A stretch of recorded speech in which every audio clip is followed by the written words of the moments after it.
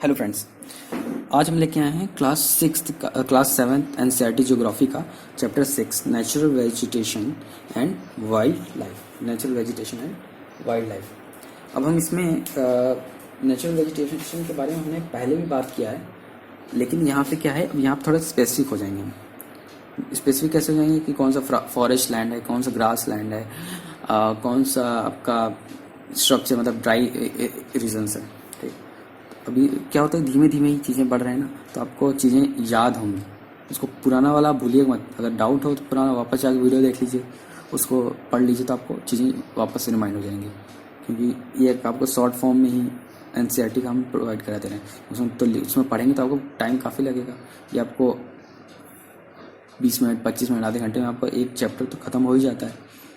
तो अब चालू करते हैं natural vegetation and wild life. ठीक। तो नेचुरल वेजिटेशन क्या है? नेचुरल वेजिटेशन किस फॉर्म में होते हैं? या तो फॉरेस्ट फॉर्म, या ग्रासलैंड फॉर्म, या श्रब। श्रब क्या होते हैं? श्रब मतलब आपका कटीले, जो मतलब बबूल, नागफनी, इस तरह, और झाड़ियाँ जो मतलब कांटे वाले पौधे। ठीक है। तो ये झाड़ियाँ, तो ये सब कहाँ पाई जाती हैं? सब ड्राई रीजन से पाई जाती हैं। तो natural vegetation forest, grassland, shrubs. ठीक है। तो फॉरेस्ट के लिए क्या है? जब जब टेम्परेचर और रेनफॉल दोनों सपोर्टिव होते हैं। सिर्फ ऐसा नहीं कि टेम्परेचर हाई है, टेम्परेचर बढ़िया है तो फॉरेस्ट हो जाएगा।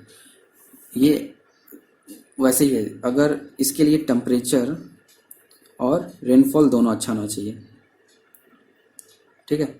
ग्रासलैंड के लिए रेनफॉल अच्छी होनी चाहिए, टेम्परेचर कैसा भी हो। और इसके लिए दोनों अच्छा नहीं चाहिए, मतलब टेम्परेचर भी अच्छा नहीं होना चाहिए और रेनफॉल भी नहीं अच्छा होना चाहिए। तो इनको फैक्टर से डिवाइड कर लीजिए कि अगर रेनफॉल टेम्परेचर दोनों अच्छा है तो वहाँ पे वो रीजन, वहाँ पे क्या सबसे ज़्यादा पाए जाएंगे? वहाँ पे सबसे ज़्यादा पाए जाएंगे फॉरेस्ट।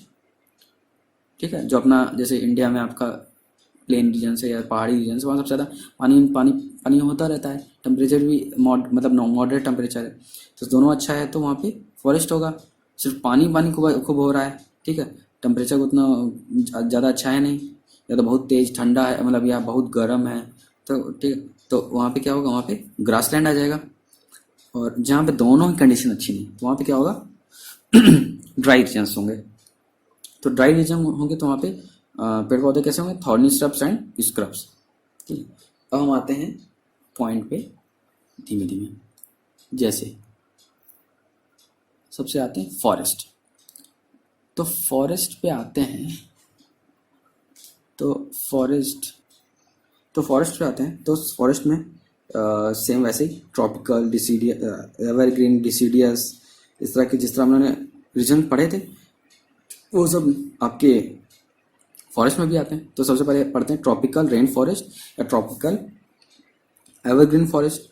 ठीक है। तो नाम से पता चल रहा है एवरग्रीन या ट्रॉपिकल रेन फॉरेस्ट। तो ये कहाँ पाए जाएंगे? सबसे ज़्यादा जहाँ पे इक्वेटर के पास, जहाँ सबसे ज़्यादा पानी हो, पानी बरसता हो। तो सबसे ज़्यादा कहाँ बरसता है? या तो इक्वेटर में बरसता है या तो क्लोज टू ट्रॉपिक्स में। ठीक है।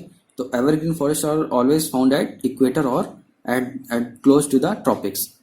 ठीक है।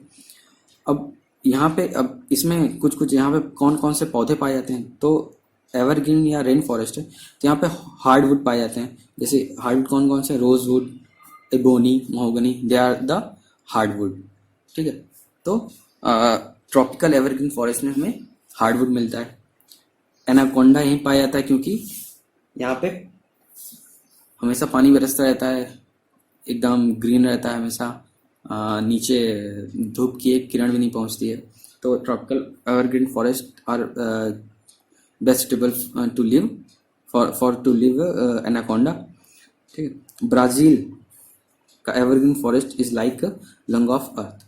तो ब्राज़ील और अमेज़न के जंगल ये सब क्या हैं? ये दोनों अर्थ के लंग्स हैं। अगर इनको भी ख़त्म कर दिया जाए तो लोगों का रहना बहुत मुश्किल हो जाएगा। लोग क्योंकि पेड़ धीमे धीमे काट रहे हैं, और जैसा आपको प्रीवियस लेक्चर में बताया भी था और आप जानते भी हैं कि अगर पेड़ ख़त्म हो जाएंगे तो लंग्स क्या है, वो धीमे धीमे आपका डिटोरेट हो रहा है। पहले लंग्स अच्छे थे, मतलब बढ़िया ऑक्सीजन थी उसमें, प्रोवाइड करते थे। धीमे धीमे पेड़ काट रहे हैं, लंग्स छोटा हो रहा है, पॉपुलेशन बढ़ रही है, बीमारियाँ बढ़ रही हैं, तरह तरह की और कंडीशंस बढ़ रही हैं। तो इस पर आपको एक ह्यूमन से भी देख सकते हैं।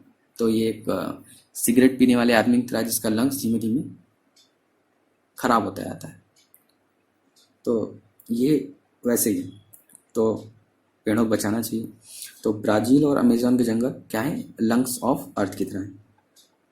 तो ये ट्रॉपिकल एवरग्रीन फॉरेस्ट की बात हो गई। अब tropical deciduous forest, tropical deciduous forest या मानसून फॉरेस्ट। अब ये वाले फॉरेस्ट पाए कहाँ जाते हैं, ये वाले फॉरेस्ट पाए जाते हैं इंडिया में, नॉर्थ ऑस्ट्रेलिया में या और सेंट्रल अमेरिका में, जहाँ पे टेम्परेचर ससेप्टेबल है अच्छे पेड़ पौधे के लिए, मतलब अच्छे इन द सेंस जहाँ पे जीवन यापन किया जा सके। तो इसमें जो डिसीडियस फॉरेस्ट हैं वो भी हार्डवुड होते हैं, सैल, टीक, नीम, शीशम, जो आपके आसपास दिखता होगा। तो साल, टीक, नीम, शीशम एक्सेट्रा आदि जो पेड़ हैं वो हार्डवुड कहलाते हैं, वो डिसीडियस फॉरेस्ट में पाए जाते हैं। यहाँ जंगल कौन से रहते हैं, सॉरी जंगली जानवर कौन से रहते हैं, शेर पाया जाता है, लॉयन पाया मतलब चीता पाया जाता है, एलिफेंट, लंगूर, मंकी और भी जो जनरल जीव हैं, ठीक है, जो ह्यूमन से जिनका थोड़ा सा नाता ज़्यादा होता है, या तो वो खाते हैं या तो उनके साथ रहते हैं, तो उस तरह के जीव जंतु यहाँ पाए जाते हैं। यहाँ पे जो पेड़ पौधे होते हैं, ठीक है, वो ड्राई सीजन में अपने पत्तियाँ गिरा देते हैं, जिससे उनका वो अपने आप को बचाने के लिए, मतलब हर आदमी जैसे इंसान को खाना ना मिले तो चीज़ें चेंज होनी है कि ठीक है ज़्यादा मेहनत नहीं करेंगे या ज़्यादा दौड़ेंगे नहीं, तो वो अपना ऑक्सीजन बचाता है, अपना पानी बचाता है। तो ऐसे पेड़ पानी कंजर्व करने के लिए, टू कंजर्व वाटर, क्या होता है वो अपनी पत्तियाँ गर्मी के सीजन में गिरा देता है, जिससे उसका पानी कंजर्व रहे, क्योंकि पत्तियाँ भी पानी लेंगी तो उनको गिरा देता है, क्योंकि दोबारा तो आई जानी है पत्तियाँ। तो ये ट्रॉपिकल डिसीडियस फॉरेस्ट का ये हो गया। अब टेम्परेट एवरग्रीन फॉरेस्ट की बात होती है, तो ये पाए कहाँ जाते हैं, देखो सबका अपना अपना पोजीशन। एवरग्रीन पाए जाते थे इक्वेटर और क्लोज ट्रॉपिक्स पे, डिसीडियस पाए जाते थे India, north Australia, central America में। तो टेम्परेट एवरग्रीन फॉरेस्ट है, ठीक है, ये पाए जाते हैं mid latitude of coastal regions, ठीक है। वो रीजन्स क्या हैं, south east USA, south China, south east Brazil और ईस्ट मार्जिन ऑफ कंटिनेंट, ठीक है। तो ये जगह हैं जहाँ पे ये evergreen forest, temperate evergreen forest पाए जाते हैं। यहाँ पे हार्डवुड और सॉफ्टवुड दोनों पाए जाते हैं, जो हैं क्या, ओक, पाइन, इक्लिप्टस एक्सेट्रा, ये सब क्या है टेम्परेट एवरग्रीन फॉरेस्ट में आते हैं। अब नेक्स्ट आता है जैसे ट्रॉपिकल में एवरग्रीन और डिसीडियस से, ऐसे टेम्परेट में टेम्परेट एवरग्रीन और डिसीडियस फॉरेस्ट। तो डिसीडियस ये क्या है कि ये होते हैं towards higher latitude, towards higher latitude में डिसीडियस फॉरेस्ट पाए जाते हैं। और जगह हायर लैटिट्यूड जगह कौन कौन सी है, जैसे यूएसए में है, चाइना में है, New Zealand, they are at higher latitude, ये एक हायर लैटिट्यूड में प्रेजेंट होते हैं, ठीक है। न्यूजीलैंड, चिली और वेस्टर्न यूरोप का कोस्टल एरियाज, ये सारा आपका क्या हो जाएगा, हायर लैटिट्यूड हो जाएगा, और ये ससेप्टेबल होगा डिसीडियस फॉरेस्ट के लिए। और same as tropical deciduous forest, ये they set their leaves in dry seasons, dry season में अपने पत्तियां गिरा देंगे। इंपॉर्टेंट पेड़ कौन कौन से हैं, ओक है, ऐश है, बीच है, ठीक है। तो ये इंपॉर्टेंट पेड़ हैं। यहाँ पे एनिमल पाए जाते हैं, डियर, फॉक्स, वोल्व्स एक्सेट्रा। तो ये देखिएगा, मतलब जगह के हिसाब से आपके फॉरेस्ट चेंज हो जाते हैं, आपके एनिमल चेंज हो जाते हैं और बर्ड भी चेंज होते हैं। जैसे बर्ड्स यहाँ पाए जाते हैं, पीजेंट, मंगूर एक्सेट्रा, जो मतलब नॉर्मल आप देखेंगे वो डिसीडियस फॉरेस्ट में पाएंगे।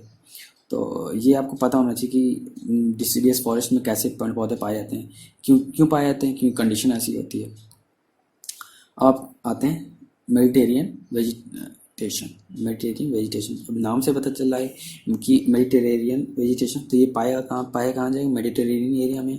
तो वो कहाँ है, west and south west margin of continent, जैसे around Mediterranean sea in Europe, Africa, Asia, USA में California, south west Africa, south west South America, south west Australia. तो ये क्या है, ये मेडिटेरेनियन सी के आसपास का जो एरिया है चारों तरफ, या उसी को और बढ़ा दें तो उसके आसपास वो जो पूरा रीजन है, तो वो पूरा रीजन किस आ जाएगा, वहाँ पे मेडिटेरेनियन वेजिटेशन पाया जाएगा। ये फेमस किस लिए होते हैं, ये होते हैं फल के लिए, ठीक है, कि यहाँ पे फ्रूट कल्टीवेशन बहुत होता है, ठीक है। तो इसीलिए इसको ऑर्चर्ड्स ऑफ द वर्ल्ड बोलते हैं। ऑर्चर्ड ऑफ द वर्ल्ड मतलब पौधों का मतलब पेड़ खाना फ्रूट वाले वेजिटेशन का वर्ड बोल सकते हैं, क्योंकि इसको यहाँ पे फ्रूट कल्टिवेशन बहुत होता है। और ऐसा यहाँ पे क्यों होता है कि हर तरफ मतलब इस तरह के पेड़ पौधे क्यों पाए जाते हैं, क्योंकि यहाँ पे ड्राई हॉट समर होता है और माइल्ड रेनी सीजन होता है। मतलब ना ही समर बहुत ही ज़्यादा बेकार होता है, ना ही पानी, तो इसमें हॉट ड्राई समर होता है और माइल्ड रेनी सीजन होता है। जो यहाँ पे सिट्रस फ्रूट सबसे ज़्यादा पाए जाते हैं, मतलब ऑरेंज, फिग, ऑलिव, ग्रेप्स, जो सिट्रस फ्रूट होते हैं वो मेडिटेरेनियन वेजिटेशन पे पाए जाते हैं। तो मेडिटेरेनियन वेजिटेशन, इसको आप इम्पोर्टेंट कर रखिए, क्योंकि ये आपके कई एग्जाम में पूछ लेता है कि ऑर्चर्ड्स ऑफ वर्ल्ड किसे बोलते हैं, तो मेडिटेरियन रीजन्स को बोलते हैं। तो उसमें आपको नाम बोल दे, पूछ लेगा कि कौन सा सी उसमें इंक्लूड है, तो मेडिटेरियन सी रहेगा, तो इसको याद रखिएगा। पूछे किस तरह के फल वहाँ पाए जाते हैं, तो सिट्रस फ्रूट वहाँ पे पाए जाते हैं। अब आते हैं हम नेक्स्ट वेजिटेशन पे, जो है कॉनिफर्स फॉरेस्ट। कॉनिफर्स फॉरेस्ट ये भी हाई लेटीट्यूड पे पाया जाएगा, 50 to 70 डिग्री नॉर्दर्न हेमिस्फीयर की तरफ। ये इन्हीं को हम टैगा टैगा टुंड्रा आप पढ़े होंगे, तो इनको हम टैगा फॉरेस्ट बोलते हैं, टैगा प्रदेश। तो टैगा ये प्योर और अनटच्ड है, मतलब यहाँ कोई नहीं जाता, इतने ठंड रहती है यहाँ, जल्दी कोई नहीं आता, इसलिए ये सब प्योर एंड अनटच्ड बोलते हैं।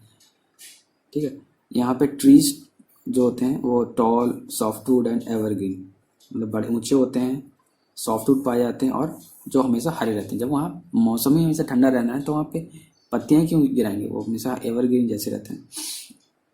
जो यहाँ की लकड़ी होती है, वुड होती है, वो पल्प बनाने में काम आती है। पल्प किस काम में आता है, पल्प होता है पेपर इंडस्ट्री जो होती है उसमें यूज़ होता है, या मैच बॉक्स बनाने में। तो पल्प का यूज़ होता है पेपर इंडस्ट्री में, मैन्युफैक्चरिंग में, और मैच बॉक्स मैन्युफैक्चरिंग में, और इसके अलावा पैकिंग बॉक्स भी बनाए जा सकते हैं इससे। तो यहाँ पे जो सॉफ्ट वुड हैं वो हैं कौन कौन से, चीर, पाइन, सीडर। तो ये जो चीर, पाइन, सीडर, इस सब ट्रीज हैं वो हमेशा ठंडे इलाकों में पाए जाएंगे। तो कॉनिफर्स फॉरेस्ट कहाँ पाएंगे, वो ठंडा इलाका है, टैगा प्रदेश, टैगा मतलब ठंडा प्रदेश है। ठीक है, तो chir, pine, deodar, they are soft wood and they are present at मतलब कोल्ड रीजन्स। ओके, यहाँ पे जानवर कौन कौन से पाए जाते हैं, जानवर सिल्वर फॉक्स पाए जाती है, mink, polar bear. Polar bear को तो मेरे ख्याल से कोई नहीं बोलेगा, उसको सफ़ेद सफ़ेद भालू जैसा, भालू ये सफ़ेद भालू ही है, तो सफ़ेद से पता चल जाता है कि आइस वाला है। तो ये जल्दी नहीं पूछेगा, आपसे पूछेगा सिल्वर फॉक्स कहाँ पाई जाती है, मिंक कहाँ पाई जाती है। ठीक है, इस तरह के एनिमल्स कहाँ पाए जाते हैं, ये आपके पाए जाएंगे कॉनिफर्स फॉरेस्ट वाले एरिया में। अब नेक्स्ट आता है कि आपका ग्रासलैंड, फॉरेस्ट हो गया, ग्रासलैंड, उसके बाद श्रब। तो ग्रासलैंड में आते हैं, तो ग्रासलैंड में क्या है, ग्रासलैंड भी वैसे ही होते हैं, ट्रॉपिकल और टेम्परेट। तो ट्रॉपिकल ग्रासलैंड क्या होंगे, either side of the equator and extend till the tropics. ठीक है, जो ग्रासलैंड होंगे वो ट्रॉपिक्स होंगे, ट्रॉपिकल ग्रासलैंड होंगे, इधर साइड ऑफ द इक्वेटर की किसी साइड में होंगे, या तो ट्रॉपिक के तक एक्सटेंड होंगे। ये मॉडरेट और लो रेनफॉल एरिया में होते हैं, moderate and low rainfall area में पाए जाते हैं। और जो ट्रॉपिकल ग्रासलैंड होते हैं वहाँ पे जो घास की हाइट होती है 3 से 4 मीटर होती है, समझ लीजिए इंसान उसमें घुस जाए तो मिले ना। जो ट्रॉपिकल ग्रासलैंड होती है उसमें जो घास की हाइट होती है 3 से 4 मीटर हाइट की होती है। सवाना, इसका देखिए सवाना ग्रासलैंड ऑफ अफ्रीका, वो किसमें होता है, वो ट्रॉपिकल ग्रासलैंड में आता है। तो ट्रॉपिकल और टेम्परेट ये दो तरह के ग्रासलैंड हैं, दो तरह के ग्रासलैंड हैं। तो जो सवाना ग्रासलैंड है वो पाया जाता है आपका ट्रॉपिकल ग्रासलैंड में। ठीक है, यहाँ पे animal elephant, zebra, giraffe, deer, leopard, ये सब एक्सेट्रा दे आर पाए जाते हैं ट्रॉपिकल ग्रासलैंड में। तो यहाँ पे पेड़ नहीं होते, यहाँ पे घासें होती 3-4 मीटर की। अब ट्रॉपिकल, अब आते हैं आपका टेम्परेट ग्रासलैंड पे। तो टेम्परेट ग्रासलैंड में पाते हैं, ये कहाँ पाया जाता है, मिड लेटीट्यूड जोन में पाया जाता है। ठीक है, ये किसी कंटिनेंट के इंटीरियर में मिलता है। यहाँ पे जो घास होती है वो छोटी होती है और न्यूट्रिशियस होती है, मतलब उनको अगर जानवर खाएं तो उनको फ़ायदा होगा, खा के तंदुरुस्त होंगे। ठीक है, दूध अच्छा देंगे गाय भैंस। वहाँ पे जानवर कौन से पाए जाते हैं, wild buffalo, Bishan, antelope etcetera. जो टेम्परेट ग्रासलैंड होते हैं वो अच्छे होते हैं, मतलब वहाँ पे ह्यूमन सेटलमेंट होता है, लेकिन ट्रॉपिकल ग्रासलैंड के आसपास ह्यूमन सेटलमेंट नहीं हो सकता, क्योंकि 3-4 मीटर की हाइट की ग्रास लैंड होगी तो वहाँ पे कैसे ह्यूमन सेटलमेंट करेगा, और वो खतरनाक भी होता है। ठीक है, अब ग्रास लैंड हो गया। अब नेक्स्ट आते हैं हम लोग श्रब। श्रब पे आते हैं। श्रब बताया थे, थॉर्निस ब्रूसेस, ये कहाँ पाई जाएंगी? ड्राई डेजर्ट रीजन्स में पाई जाएंगी, ठीक है, और वेस्टर्न मार्जिन ऑफ कॉन्टिनेंट में पाए जाएंगे। और जिसमें वेजिटेशन होगा, कवर होगा, वो कम होता है। क्यों कम होता है? क्योंकि वहाँ पे पानी बरसता नहीं है। पानी बरसता नहीं, इस वजह से वहाँ पे वेजिटेशन कवर बहुत कम होता है। इस वजह से वो ड्राई रीजन होता है। इस वजह से वहाँ पे चीज़ें वहाँ पे जो पेड़ पौधे भी होते हैं वो उसी हिसाब से होते हैं कि उनको कम पानी से काम चल जाए, इसलिए थॉर्नी ब्रूसेस वहाँ पे होती हैं। तो अब आपको कुछ चीज़ें नोट करके आप लिख लीजिए जैसा कि ट्रॉपिकल ग्रासलैंड कौन कौन से हैं। तो एक तो सवाना हो गया ट्रॉपिकल ग्रासलैंड, जो कहाँ पाया जाता है? अफ्रीका में। अफ्रीका में भी कहाँ? ईस्टर्न अफ्रीका में। दूसरा कैंपस। कैंपस कहाँ? कैंपस का जूता भी आता है वैसे, तो ये कैंपस है। तो कैंपस क्या है? कैंपस कहाँ वाला ग्रासलैंड कहाँ पे? वो है ब्राज़ील में। और लियांस। लियांस लियांस कहाँ है? वेनेजुएला। तो आप ये तीन इंपॉर्टेंट हैं, याद करिएगा, सवाना, कैंपस और लियांस। तो एक है ईस्ट अफ्रीका में, एक ब्राज़ील में, एक है वेनेजुएला में। इसके अलावा आपका टेम्परेट ग्रासलैंड है तो ये कहाँ कहाँ पे? पैम्पस, ये है अर्जेंटीना में। अर्जेंटीना में। दूसरा पेरिस ग्रासलैंड, ये तो आप बहुत सुने भी होंगे, ये है नॉर्थ अमेरिका में। नेक्स्ट है वेल्ड, इसके बारे में सुना नहीं होगा लेकिन है, ये भी बढ़िया है, ये है साउथ अफ्रीका में।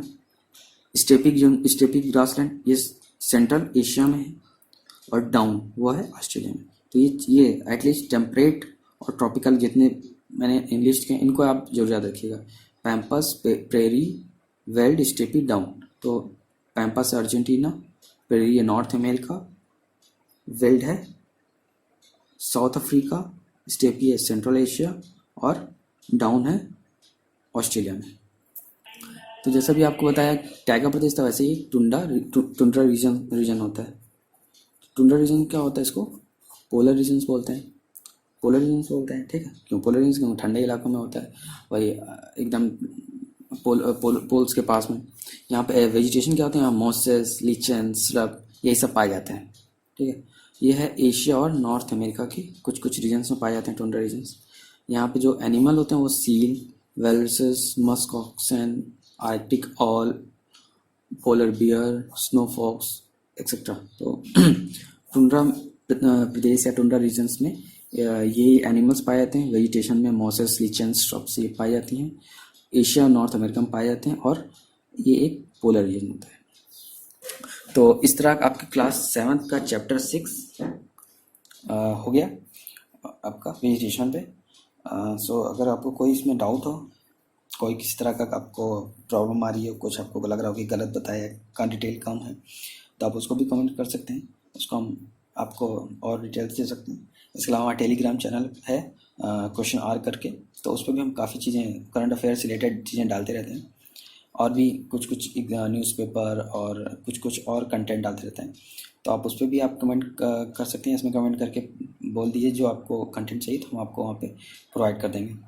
सो प्लीज़ जैसा आप पसंद आया हो तो ठीक है, तो please like, share, comment, and never miss press bell icon. Okay, thank you.